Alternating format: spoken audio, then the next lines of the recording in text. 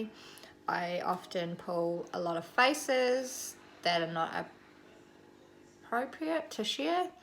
I say some really inappropriate things when I make a mistake, which is also not appropriate to share. However, I decided that today is the day that I'm just going to do it. And it will be what it will be. Some people may like it and some people won't. Hopefully I will be able to connect with a lot of people, and if not, it will be a good laugh for my family and for my friends. When I kind of made the decision that I was going to start vlogging my life, my kids thought it was a big joke. They laughed and made fun of me and kind of said that I wouldn't have anyone watching. However, I do know that if you meet my mum, she'll be one person that'll be watching. And then I have more than just one friend. So hopefully I'll have a handful of people watching. Anyway, as I said, I quite often go off the beaten track.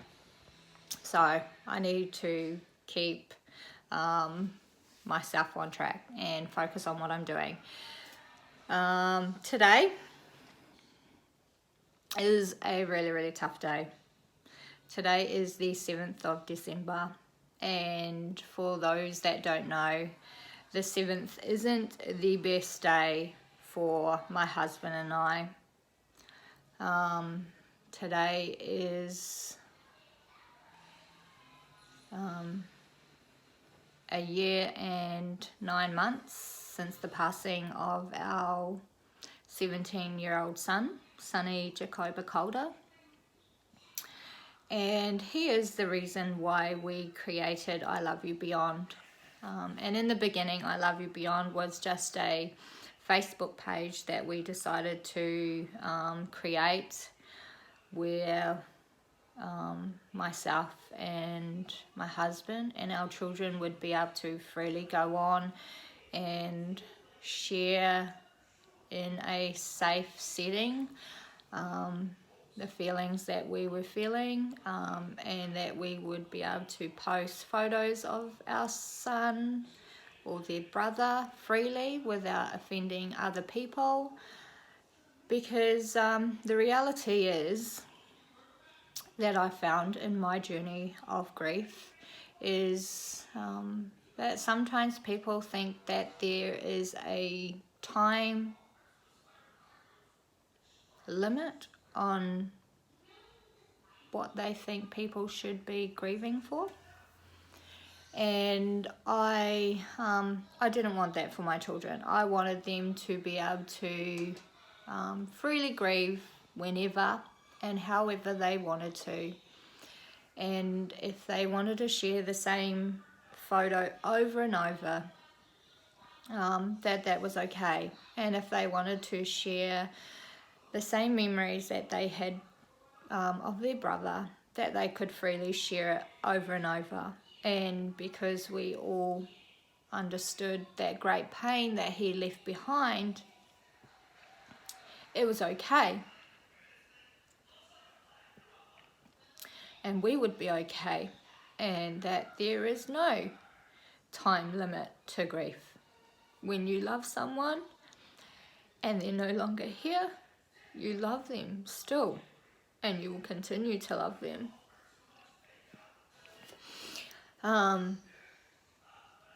Anyway, I Love You Beyond didn't just stay that. And we found that there were a lot of other people that wanted to be a part of I Love You Beyond. Some of them had lost loved ones, and some of them hadn't. And all great and amazing people. And along this journey, I have met the most beautiful people.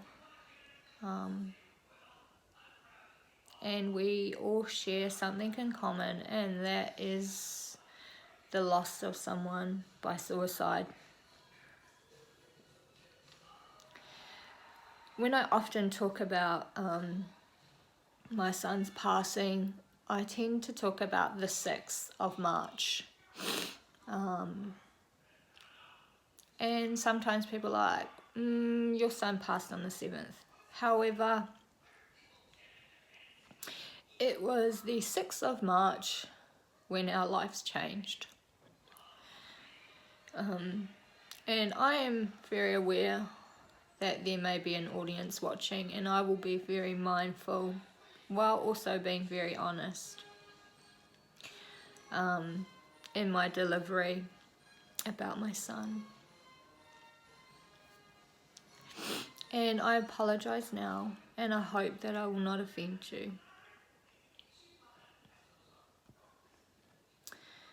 On the 6th of March, my husband and I were going to bed, and it was really quite early still. And I was struggling to be able to sleep. I was really restless. I was tossing and turning, and honestly, nothing was on my mind. There wasn't a particular reason for me to be feeling the way I was feeling. I just was. And it kind of became really annoying to my husband, who turned around very firmly and said, please just go to sleep. Okay, maybe he didn't say it quite polite. Anyway, I thought, okay, I'm just going to close my eyes. And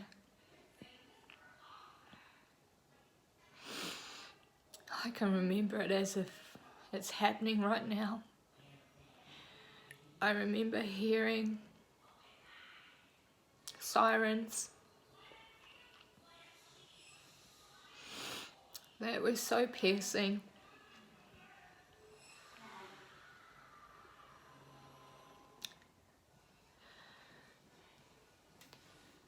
And I remember thinking that that was my baby.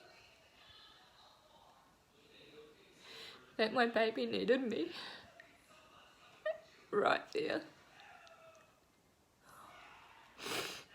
And honestly, within seconds, the door flew open. And I can remember hearing it's a family emergency, and that it was my son. And we have this really long driveway, and I remember running, and I had no idea where I was running, but I knew it was somewhere close.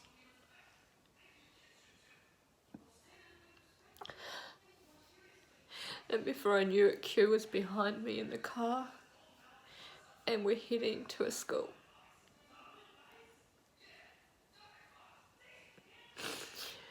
And I see a group of kids, and I jump out of the car, and I'm running, asking if they know where my son is. And honestly, it was so dark. Like, it just was so dark. I remember it being dark and not really being able to see, and so confused with what's happening, that all of a sudden, as they tell me that he's at this park, it was so bright. All of a sudden, it was like the park was lit up. Anyway, we get there, and I see my baby. And I see the team working their hearts out to try and save him for us.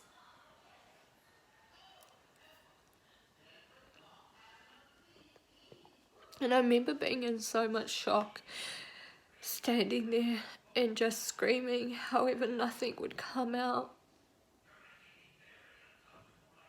Because I knew that if I was actually screaming, surely somebody would come and grab me.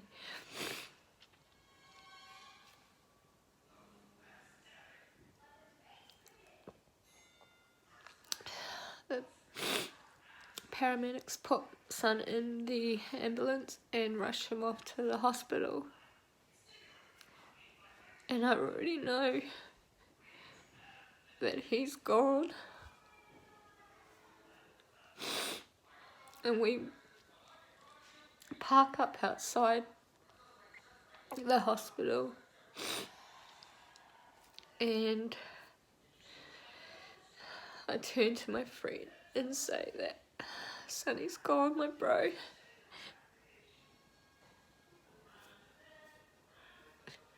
He's gone. And I remember hearing my girl say, "No, Mama, he's just inside. He's alright, Mama. They're working on him for you." But I already knew he was gone. I remember being ushered into a room. I remember the doctor taking Q and I into a private room. And it was like a movie when you hear them say, "I'm so sorry, we tried our hardest."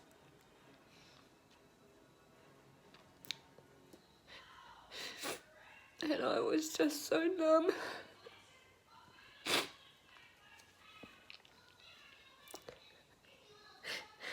I couldn't think.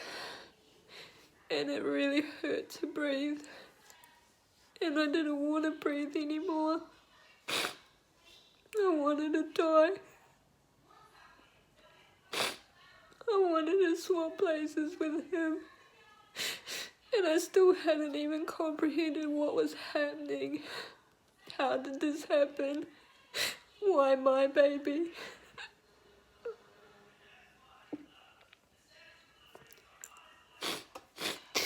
And the doctor says to us that they just need to tidy him up so that we could say our goodbyes.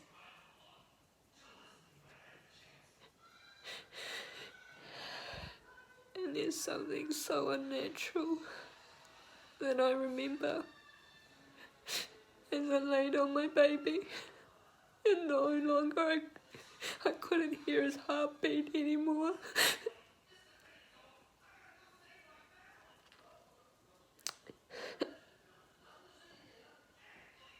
I couldn't understand why his had stopped and mine was continued to beat. It was the worst day of my life. And I didn't know if I was going to be able to survive it.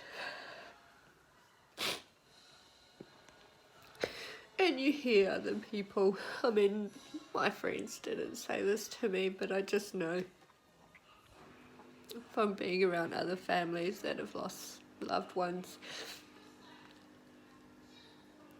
especially when they've lost their children, when people seem to think that, you know, you have to live because you have these other beautiful children that need you. And they are absolutely right. Absolutely. However, in those moments, and it's only those moments when you've personally experienced such heartache, that you get that nothing anybody can say or do brings any comfort at that time. And you just want that person that's gone. I remember coming home for the first time without him.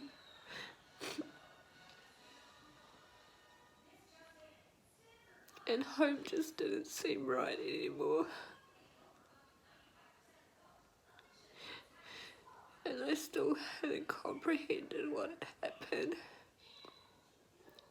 How can someone that you love be here 1 minute and then the next no longer here?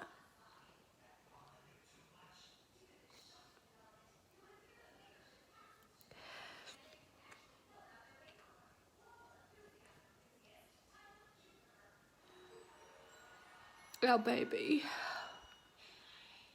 took his own life.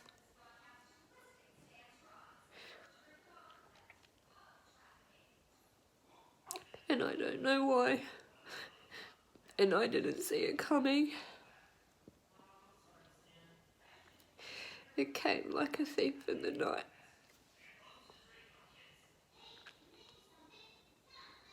And I wasn't prepared. And I wasn't prepared for the days that followed. But I had no choice but to survive. I had to be strong when I didn't want to. I remember crying and thinking, man, when will these tears ever end? And the reality is, they never do. I have had the most amazing people in my life. People that I hadn't seen for years returned back to my life. We've had so much love and support.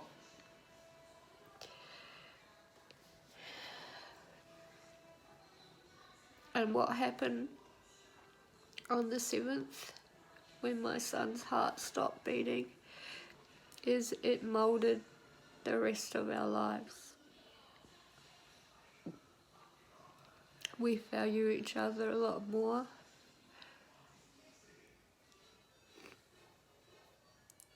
We love each other harder than we've ever loved each other.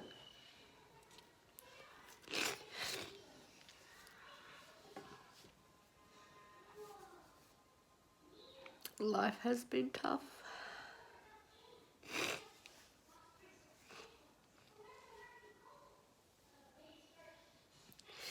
We've celebrated first things without him.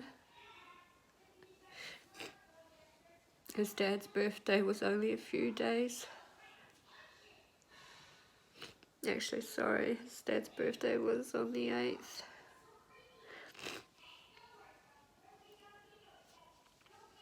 And then we had to celebrate his birthday without him.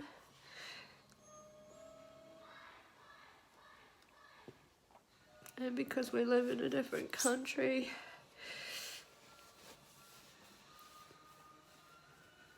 to the home that we were born in, we had to learn new customs. We're back home. When you lose your loved one, you can bring them home almost straight away, as soon as they're cared for. And we're here. It took a whole week. And we got him home on his birthday. And he would have turned 18.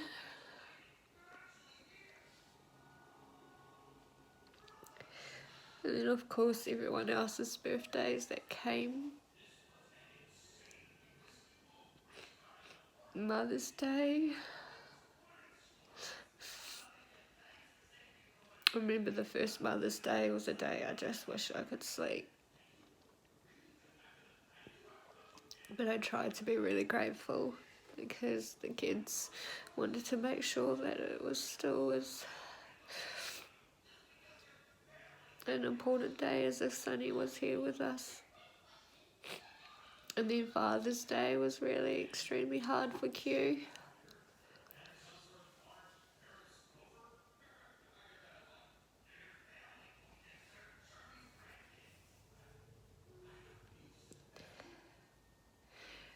And as time has continued, I realized that even though in those moments when felt like my life had stopped, that life carries on around you, and you can choose to be a part of it, or you can choose not to. And I have struggled a lot. I put on a face for the world to say that I'm okay. And that's normally because I don't want to offend anyone. Because life's not that great for me at times.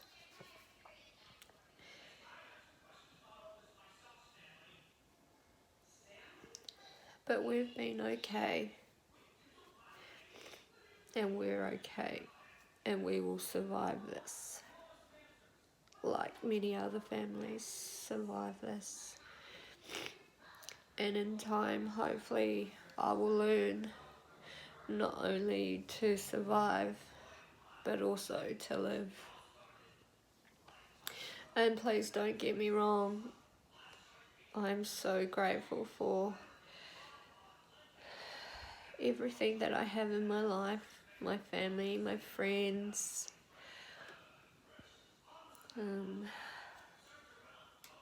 You know, we have been very, very lucky and blessed.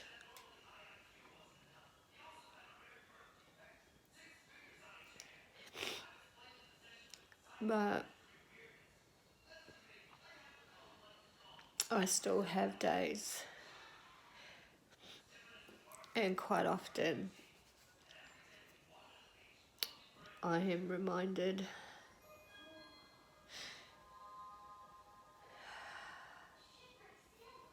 of that pain.